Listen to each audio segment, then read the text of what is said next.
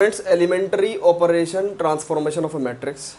Actually, this topic we have to study because of a reason that we have to study inverse of a matrix. And what is the inverse of a matrix? I will tell you later in this video. ठीक है कि क्या है inverse of matrix.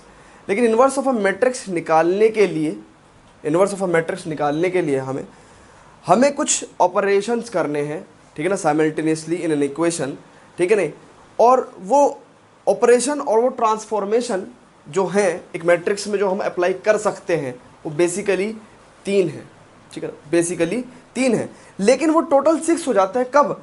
3 तो रो के होते हैं और वही 3 अगर हम कॉलम में अप्लाई कर दें तो कॉलम के और रो के मिला के 6 टोटल एलिमेंट्री ऑपरेशन, एलिमेंट्री मतलब बेसिक है ना। तो बेसिकली हमारे पास क्या है, 6 एलिमेंट्री ऑपरेशंस हैं, जिसमें से कि 3 एलिमेंट्री रो ऑपरेशंस हैं और 3 एलिमेंट्री कॉलम ऑपरेशन हैं, ठीक है। ये भी मैं आपको बताऊंगा कि हम जब कभी एलिमेंट्री रो ऑपरेशन चलाते हैं तो इन्वर्स निकालने के लिए थ्रू आउट द प्रोसीजर हम एलिमेंट्री रो ऑपरेशन ही लगाएंगे, और जब हम ECO यानी कि एलिमेंट्री कॉलम ऑपरेशंस लगाएंगे तब हम throughout the procedure elementary column operation ही लगाएंगे। ये सब बातें मैं अभी करने वाला हूँ। बेसिकली बात करते हैं कि एलिमेंट्री ऑपरेशन क्या है। तो मैंने बताया आपको ये 3 तरीके के हैं, और वही 3 अगर हम रो में अप्लाई करें और कॉलम में अप्लाई करें तो गिन के क्या हो जाते हैं, टोटल 6 हो जाते हैं। तो बेसिकली हमारे पास 3 ऑपरेशन है। तो पहला क्या है, पहला है इंटरचेंज ऑफ एनी 2 रोज और कॉलम, है ना। तो बेसिकली देखो ये है तो एक ऑपरेशन, बट रो और कॉलम को काउंट करते हुए ये 2 ऑपरेशन है। देखो जैसे कैसे, सपोज दैट कोई एक ए मैट्रिक्स है एंड दिस इज व्हाट 1 2 3 5 8 9 है ना, 10 13 15। तो क्या है एलिमेंट्री ऑपरेशन, क्या है हमारा पास, we can interchange any 2 row, we can interchange any 2 row. उसको दर्शाएंगे कैसे, उसको दिखाएंगे कैसे, we are changing, suppose that we are saying R1 interchange R2, R1 interchanging with R2। तो ये डबल एरो जो है ना, इससे दिखा रहे हैं हम क्या कि R1 इंटरचेंज विद R2। तो क्या हो रहा है, अगली वाली जो मैट्रिक्स को हमने जो ट्रांसफॉर्म किया, जो चेंजेस है वो क्या है, R1 इंटरचेंज विद R2, यानी कि जो R1 था वहाँ R2 आ गया, 5 8 9, एंड R2 की जगह R1 आ गया 1 2 3 and 10 13 15 remains on the third row, ठीक है। अब ये हो गया R1 interchange with R2। And when I am saying what, C1 interchange with C2, ठीक है ना। तो देखो ये एक क्या था, ये भी एक ट्रांसफॉर्मेशन है, ठीक है ना, और ये भी एक ट्रांसफॉर्मेशन है। C1 interchange with C2। अब मैंने क्या करा, मैट्रिक्स ए है 1 2 3 5 8 9 एंड 10 13 15, ठीक है, 1 2 3 5 8 9 10 13 15, है ना। और अब हमने इसमें क्या करा, C1 इंटरचेंज विद C2, है ना। हम क्या कह रहे हैं, C1 interchange with C2। Basically जब हम C1 इंटरचेंज विद C2 लिखेंगे तो हम ये चीज़ यहाँ लिखेंगे, है ना, क्योंकि हमने जो ऑपरेशन अप्लाई करा है वो इस मैट्रिक्स के बाद करा है। बेसिकली ऑपरेशन अप्लाई करने के बाद जो मैट्रिक्स आती है वो ट्रांसफॉर्म्ड होती है, उसमें चेंज हो चुका होता है। तो ये कितना है, A equal to 2 8 13 1 5 10 and 3 9 15. So this is elementary operation. अब आपको सर ये क्या बताया आपने, देखो बेसिकली मैं आपको एक बात बता रहा हूँ, एक चीज़ है कि क्या है एलिमेंट्री ट्रांसफॉर्मेशन, क्या है एलिमेंट्री रो ऑपरेशन, क्या है एलिमेंट्री कॉलम। ये अभी जो मैं बता रहा हूँ ये बता रहा हूँ क्या है, बाद में बताऊंगा कि ये कब अप्लाई होगा। अभी मैं क्या बता रहा हूँ, व्हाट एक्चुअली इट इज, ठीक है नहीं। लेकिन आपका कहना है सर इसका यूज क्या है, इसका यूज मैं बताऊंगा क्या, कि ये कब अप्लाई होता है, कैसे अप्लाई होता है। तो अभी मैंने क्या बताया आपका, व्हाट बताया, व्हेन एंड हाउ, ये मैं अभी थोड़ी देर में बताऊंगा इसी वीडियो में, ठीक है जी। अच्छा जी, अब कहने का मतलब सर ये एलिमेंट्री रो ऑपरेशन आए कहाँ से हैं, ठीक है। देखो एक छोटी सी बात है, छोटी सी बात, मान लो बहुत ध्यान से देखना। हालांकि ये सब चीज़ें मैं आपको बाद में बताऊंगा जब मैं डिटरमिनेंट आपको पढ़ा रहा हूँ, है ना, सिस्टम ऑफ इक्वेशन, या फिर आप फील खुद भी कर सकते हैं। सपोज दैट 4 है and 5x plus 8y plus 9z is equals to 7 and 10x plus 13y plus 15z is equal to suppose that 15 है ना। अब एक चीज़ देखो, इस मैट्रिक्स ए को देखो, ध्यान से देखो, क्या ये मैट्रिक्स इस सिस्टम ऑफ इक्वेशन के कोफिशिएंट की मैट्रिक्स है या नहीं है? देख लो, चेक कर लो। x का कोफिशिएंट 1, y का कोफिशिएंट 2, z का कोफिशिएंट 3, ठीक है। 5, 8, 9, 10, 13, 15 चेक कर लो, ठीक है। अब एक बात बताओ, अगर मैं इस इक्वेशन को ऊपर लिख दूं और इसको नीचे लिख दूं, क्या इस सिस्टम ऑफ इक्वेशन में कोई फर्क पड़ेगा? क्या इस सिस्टम ऑफ इक्वेशन में कोई फर्क पड़ेगा? नहीं पड़ेगा।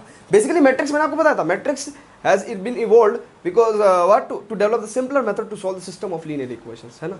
तो बेसिकली जो मैट्रिक्स है क्या है, दैट इज कोफिशिएंट मैट्रिक्स हो गया, है ना। मैट्रिक्स अलग अलग टाइम पे कुछ अलग अलग चीजें रिप्रेजेंट करेगी, कभी वो वेरिएबल मैट्रिक्स होगी, कभी वो सॉल्यूशन मैट्रिक्स होगी, कभी वो कोफिशिएंट मैट्रिक्स होगी, ठीक है ना। तो मैं आपको बता रहा हूँ बेसिकली ये एलिमेंट्री रो ऑपरेशन का आधार कहाँ है ना, क्या है ये वो बता रहा हूँ, कब और कैसे अप्लाई करना वो अभी बताऊंगा। तो सुनो, मैंने क्या कहा, इस इक्वेशन को नीचे लिख दिया, इस इक्वेशन को ऊपर लिख दिया, क्या इस सिस्टम ऑफ इक्वेशन में कोई चेंज आया? अरे यार कोई बात नहीं, कोई इक्वेशन ऊपर लिखो चाहे नीचे, उससे कोई फर्क नहीं पड़ता। अगर मैं इसे ऊपर लिख देता तो क्या ये 5, 8, 9 ऊपर आ जाता, और बेसिकली वही काम हुआ है, 5, 8, 9, 1, 2, 3। तो ये जो एलिमेंट्री ऑपरेशंस हैं वो क्या है, ये कोई चेंजेस नहीं लाते, ये कोई चेंजेस नहीं लाते। मैट्रिक्स में डिटर्मिनेंट की जब हम बात करेंगे ना, वहाँ पे 2 रो को चेंज करने से और 2 कॉलम को चेंज करने से रिजल्ट नेगेटिव हो जाता है, वो चीज़ अलग है, वो डिटर्मिनेंट का पार्ट है। यहाँ फिलहाल हम मैट्रिक्स पढ़ रहे हैं तो हमारा फोकस यहाँ पे है, हम क्या करें कि कोई 2 रो चेंज कर दी या फिर कोई 2 कॉलम चेंज कर दिए, ठीक है नहीं, तो these are called elementary operation, इससे एलिमेंट्री ट्रांसफॉर्मेशन होता है, ठीक है नहीं। और वो कब और कैसे अप्लाई करेंगे हम बताएंगे। अच्छा जी, ऐसी अगर मैं y वाले फैक्टर्स पहले लिखने लगूँ और x वाली जो टर्म्स हैं वो बाद में लिखने लगूँ तो उससे भी कोई फर्क नहीं पड़ना। अगर मैं इस इक्वेशन को x + 2y + 3z = 4 को ऐसे लिखने लगूँ, 2y + x + 3z, तो बताओ मेरे भाई कोई दिक्कत है? y वाली टर्म्स यहाँ, x वाली यहाँ और z वाली यहाँ, तो उससे क्या हो जाएगा, y वाले कोफिशिएंट्स पहले आ जाएंगे, x वाले बाद में आ जाएंगे। तो यहाँ से डेवलप किए गए क्या क्या डेवलप किए गए, ये ऑपरेशंस, एलिमेंट्री ऑपरेशंस, ठीक है नहीं। तो ये थोड़ा सा आधार था इसलिए मैंने बता दिया। अब हम इस आधार की बात नहीं करेंगे, हम बेसिकली अब बात क्या करेंगे, अगले अपने 2 एलिमेंट्री ऑपरेशन के, है ना, उनकी बात करेंगे। तो देखते हैं वो क्या है। Before that pause the video to note it. Second elementary operation है कि multiplication of elements of any row और column by a non zero number, ठीक है। लेकिन उससे पहले एक डाउट मेरे एक स्टूडेंट ने क्रिएट किया था, वो क्या है, वो डाउट क्या राइज किया उसने कहा कि सर आपने बताया जैसे एक मैट्रिक्स है ना, 1, 2, 5, 8, 9, 13, 7, 12, 14 है सपोज दैट, ठीक है।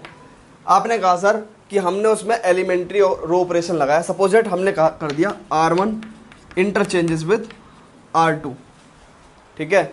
हमने कहा R1 इंटरचेंजेस विद R2, आपने कहा ठीक है ये एलिमेंट्री रो ट्रांसफॉर्मेशन है। क्या ये एलिमेंट्री रो का ऑपरेशन हो रहा है ना, तो एलिमेंट्री रो ऑपरेशन या एलिमेंट्री रो ट्रांसफॉर्मेशन हो गया, ठीक है नहीं। तो आपने सर ये वाली बात कह दी क्या कि ये 8, 9, 13 पहले, 1 to 5 सेकेंड रो एंड 7, 12, 14, ठीक है। उसके बाद क्या सर, ये जो हमारे पास दूसरी वाली मैट्रिक्स आई, ठीक है, इससे हमें क्या फायदा हुआ, हमने क्यों ट्रांसफॉर्म किया? डाउट तो उसका सही है। और फिर सर क्या ट्रांसफॉर्म करने के बाद ये मैट्रिक्स और ये मैट्रिक्स इक्वल है? दूसरा डाउट भी उसका सही था। अब एक बात पूछो, सुनो, पहला डाउट उसका क्या था कि पहला डाउट उसका ये था कि हमने इसको ट्रांसफॉर्म क्यों किया। तो मैंने वीडियो की स्टार्ट में होने से पहले आपको ये बताया है कि मैं अभी आपको सिर्फ ट्रांसफॉर्मेशन सिखा रहा हूं, मैं आपको सिर्फ ट्रांसफॉर्मेशन सिखा रहा हूं। ये क्यों अप्लाई होगा, ये कहाँ अप्लाई होगा, ये कैसे अप्लाई होगा, ये सारी बातें अभी मैं करने वाला हूं। तो पहली बात तो ये क्लियर हो गई कि हम ट्रांसफॉर्मेशन क्यों अप्लाई कर रहे हैं। ये सारी बातें मैं अभी आपको बताऊंगा, क्यों अप्लाई कर रहे हैं, कहाँ अप्लाई करेंगे और कैसे करेंगे। अभी तो सिर्फ ट्रांसफॉर्मेशन सिखा रहा हूँ, जिससे कि मुझे वहाँ पे आपको ये बताना ना पड़े कि ट्रांसफॉर्मेशन हो कैसे रहा है, ये क्या चीज़ है, ठीक है ना। तो इससे तो आपको ट्रांसफॉर्मेशन समझ में आ रहा है। दूसरी बात, आपने कहा क्या सर ये ट्रांसफॉर्मेशन करने के बाद ये मैट्रिक्स इस मैट्रिक्स से इक्वल है, तो मैं कह रहा हूं क्या आप अपना बेसिक भूल गए क्या? दो इक्वल मैट्रिक्स कब होती हैं? इक्वल मैट्रिक्स तब होती हैं जब उनके कॉरस्पॉन्डिंग एलिमेंट्स इक्वल हों, और यहां ऐसा नहीं है, ये दोनों मैट्रिक्स इक्वल नहीं है। तो पहला डाउट क्लियर हुआ कि क्यों करेंगे, कहां करेंगे, कैसे करेंगे, वो बाद में बताऊंगा। दूसरी चीज, ये दोनों मैट्रिक्स इक्वल नहीं है, ठीक है। ट्रांसफॉर्मेशन का मतलब वो बदल चुका है, ठीक। अब सुनो, second, multiplication of any row और column by a non zero number, ठीक है जी। अब देखते हैं सर ये क्या है। कोई मैट्रिक्स है A 1 5 2 8 9 12 है ना 6 5 7, सपोज ये कोई मैट्रिक्स है। Now multiplication of the elements of any row और column by a non zero number, है ना। Multiplication of the elements of any row और column by a non zero number, इसका मतलब क्या है कि हम एलिमेंट्स ऑफ एनी रो, तो सपोज मैं यहाँ पे देखो, मैंने बताया आपको, मैं रो ऑपरेशन अप्लाई कर रहा हूँ। इसका मतलब क्या है? Multiplication of the elements of any row. तो सपोज मैंने रो 2 सेलेक्ट करी, है ना, और मैं इसमें क्या ऑपरेशन अप्लाई कर सकता हूँ? मैं रो 2 के एलिमेंट में चेंज करूंगा। ये क्या होता है? R2 चेंजेस टू, कैसे रीड करते हैं? R2 चेंजेस टू, क्या? R2 चेंजेस टू, मान लो 2R2, ये एक एलिमेंट्री रो ऑपरेशन है। क्या है? Elementary row operation. कैसे? वो कह रहा है कि हम किसी भी रो के एलिमेंट्स में किसी नॉन जीरो नंबर से मल्टीप्लाई कर सकते हैं, यानी कि R2 चेंजेस टू 2R2, मतलब क्या है? 1 5 2, 8 दूनी 16, 9 दूनी 18, 12 दूनी 24, 6 5 7। This is the transformation which we can use, we can apply, ठीक है नहीं? ऐसे अगर हम कॉलम में कहते हैं, हाँ कॉलम में भी हम कर सकते हैं। बात ये आ रही हो कि क्यों कर रहे हैं भैया, कर क्यों रहे हैं, कहाँ करेंगे और कैसे करेंगे, ये तो डिस्कस होगा अभी, है ना। C1 में सपोज मैं 2C1 कर रहा हूँ, तो मैं ये ट्रांसफॉर्मेशन कर सकता हूँ कैसे? 2 16 12 5 9 5 2 12 7। तो दो पहले पढ़ा चुका हूँ ट्रांसफॉर्मेशंस, दो ये बता चुका हूँ। ये रो वाला था, ये कॉलम वाला था, ठीक है ना। अब एक एलिमेंट्री ट्रांसफॉर्मेशन और बच गया है, जिसका हम केस पढ़ेंगे रो में और पढ़ेंगे कॉलम में। तो टोटल हमारे 6 ट्रांसफॉर्मेशन हमने पढ़ लिए, 3 रो के और 3 कॉलम के, ठीक है। तो before that pause the video to note it down. अब ये थर्ड एलिमेंट्री ऑपरेशन है, वो कह रहा है कि addition to the elements of any row और कॉलम। एक एक लाइन को हम बहुत आराम से पढ़ेंगे, है ना। सपोज दैट कोई मैट्रिक्स हमने लिख ली 4 5 8 9 12 15, है ना। कह रहा है कि addition to elements of any row और कॉलम, है ना। रो की बात करेंगे हम, addition to elements of any रो।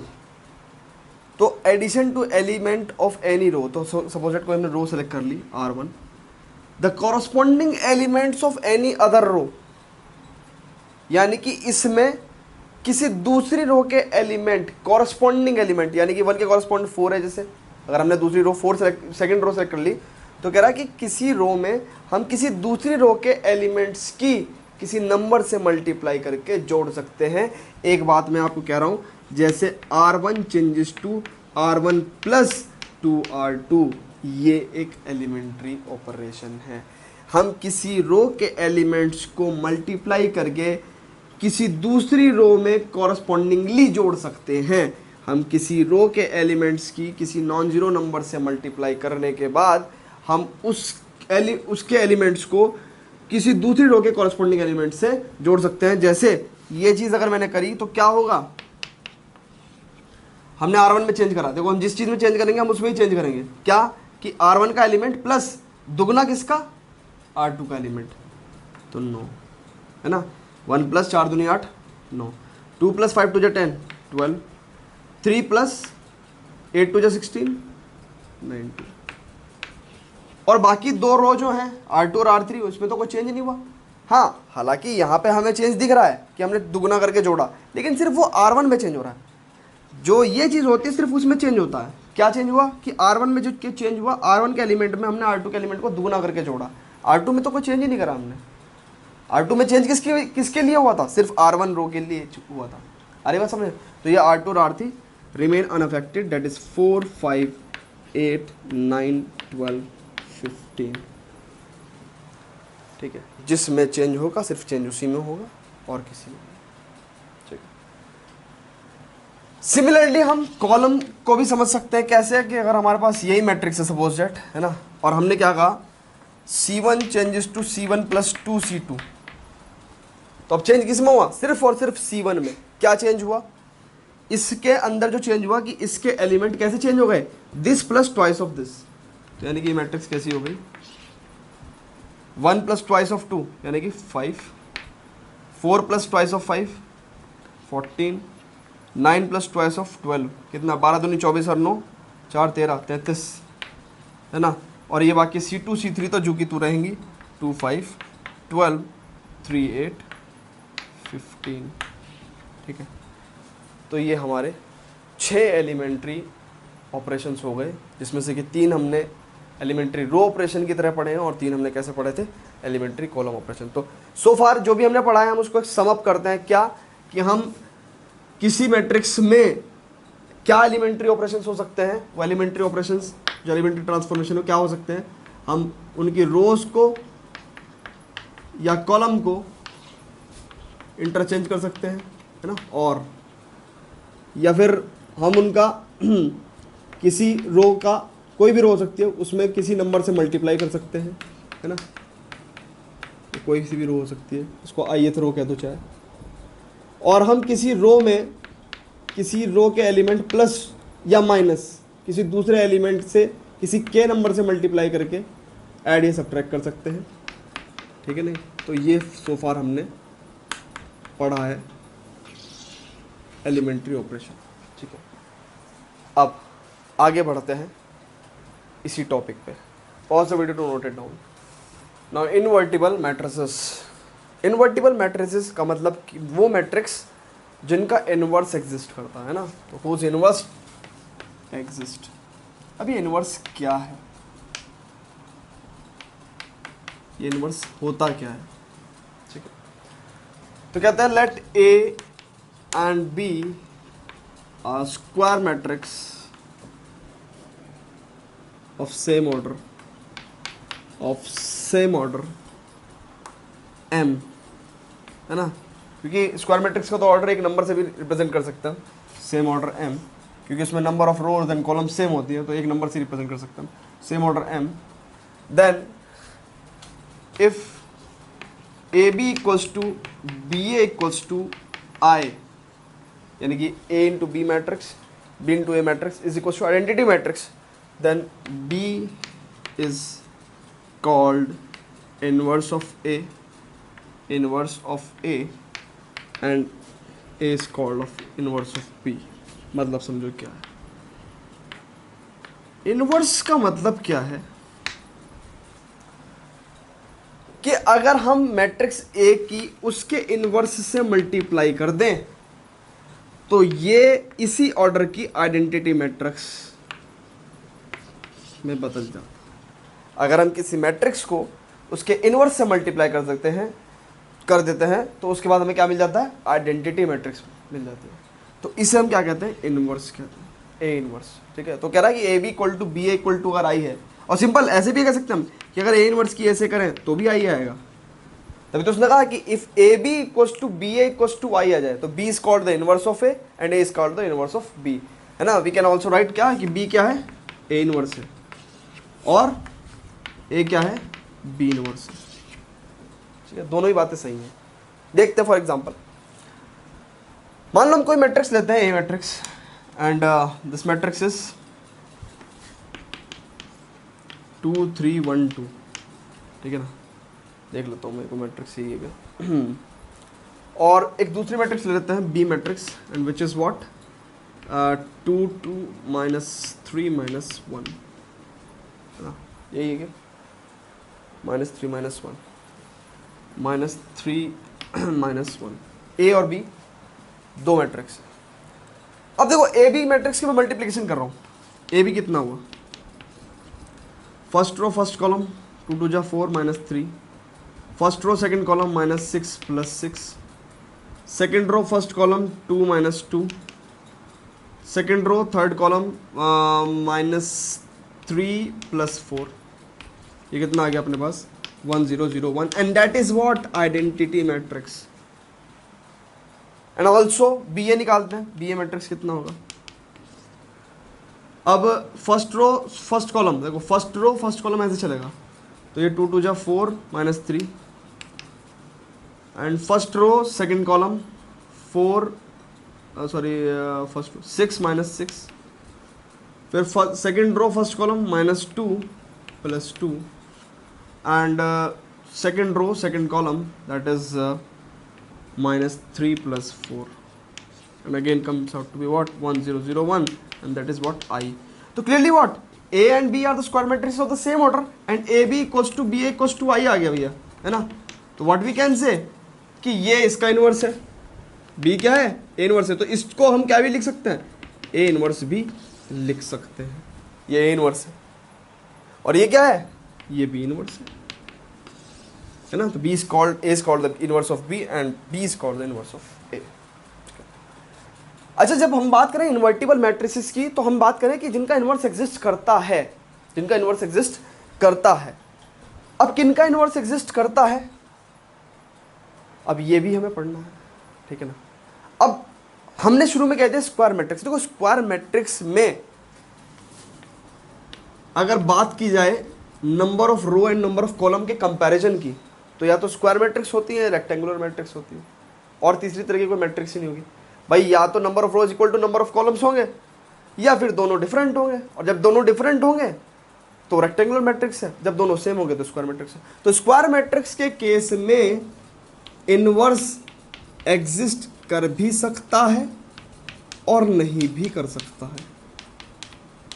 आई बात समझ में। स्क्वायर मैट्रिक्स के केस में इनवर्स एग्जिस्ट कर भी सकता है और नहीं भी कर सकता, बट रेक्टेंगुलर मैट्रिक्स के केस में इनवर्स कभी एग्जिस्ट करेगा ही नहीं, डज नॉट एग्जिस्ट, ठीक है ना, does not exist, does not exist, does not. आई बात समझ में जी, कि स्क्वायर मैट्रिक्स के केस में इनवर्स एग्जिस्ट कर भी सकता है, नहीं भी कर सकता, लेकिन रेक्टेंगुलर मैट्रिक्स के केस में इनवर्स कभी एग्जिस्ट नहीं करेगा, because it is not possible what कि ए और B, suppose it a 2/3 order की मैट्रिक्स है और बी जो है वो 3/2 की है।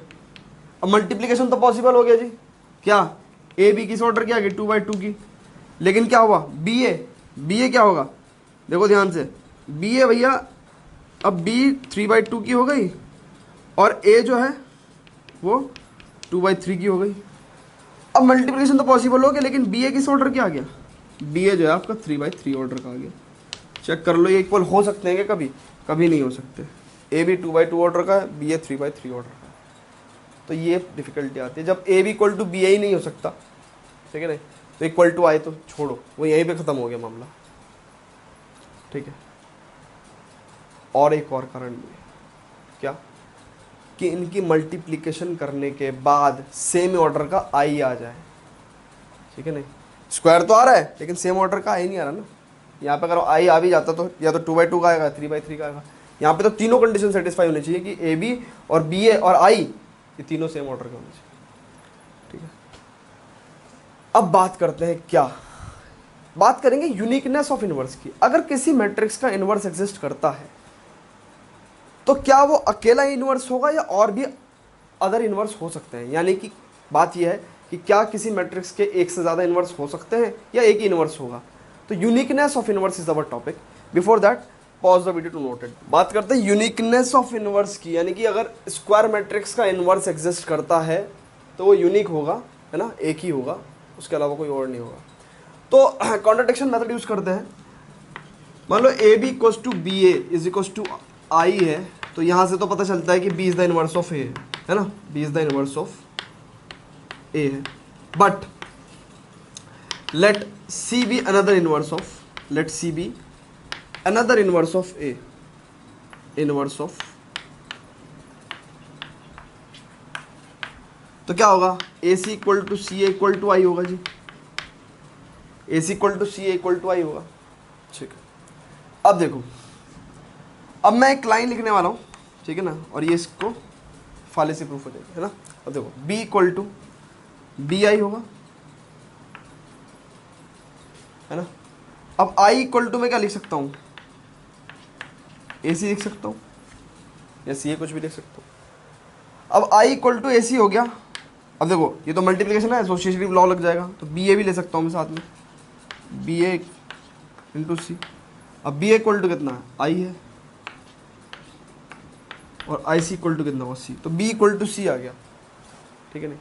तो अंदर में इन्वर्स एग्जिस्ट होगा ही नहीं, है ना, कुछ भी लोगे आप वो उसी के इक्वल आ जाएगा। तो just because B equal to C, है ना, तो इन्वर्स इज यूनिक। अच्छा, इसके अलावा एक प्रॉपर्टी है, पूछी जा सकती है एग्जाम में, है ना, उसे देखेंगे हम। वो क्या है कि ए बी का inverse is equal to B inverse A inverse if A and B are the square matrix, है ना, of order m, then A B inverse equal to B inverse A inverse.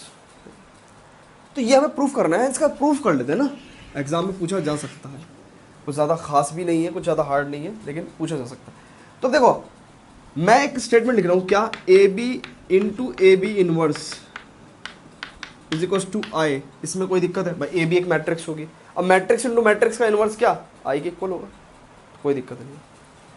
अब मैं एक word use करूंगा, pre multiplying by A inverse. Matrix में multiplication sequence पे depend करता है, आगे पीछे पे डिपेंड करता है, तो मैं क्या वर्ड यूज करूँ, प्री मल्टीप्लाइंग, है ना।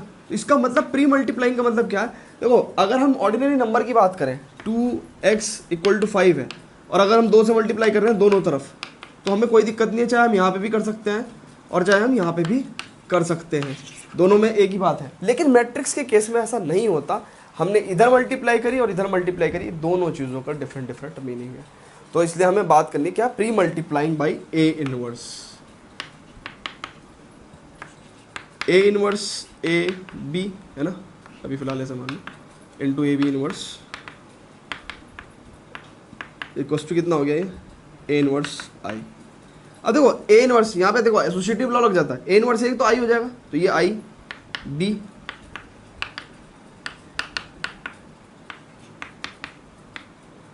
ए इनवर्स आई तो ए इनवर्स ही हो जाएगा, है ना।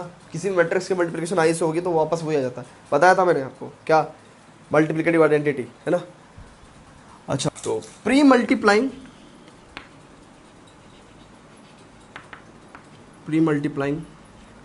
बाय बी इनवर्स, है ना। तो pre multiplying by B inverse करेंगे, B inverse B, A B इन का whole inverse is equal to B inverse A inverse, है ना। अब देखो B inverse B again I, and we can मतलब हम आई अगर चाहें तो अगले स्टेप में ना भी लिखें, है ना, क्योंकि I into some matrix is what, that matrix. तो A B inverse is equal to B inverse A inverse. तो ये सिंपल सा था, इसमें कॉन्सेप्ट ऑफ प्री मल्टीप्लाइंग था, वो बताना था मुझे, तो दैट्स वाई एक प्रूफ भी अच्छा है ना, पूछा जा सकता है। अब हम बात करेंगे finding out the inverse of a matrix using elementary operation. अभी तक हमने एलिमेंट्री ऑपरेशंस पढ़े, फिर उसके बाद हमने कॉन्सेप्ट ऑफ इन्वर्टिबल मैट्रिसेस पढ़ा, फिर हमने बात करी कि इनवर्स क्या होता है, फिर हमने बात करी कि यूनिकनेस ऑफ इनवर्स, ठीक है ना, फिर थोड़ी बहुत एक ये प्रॉपर्टी पढ़ ली। अब हम बात करेंगे कि इनवर्स किसी मैट्रिक्स का निकालते कैसे हैं using elementary operation. Before that pause the video to note it down.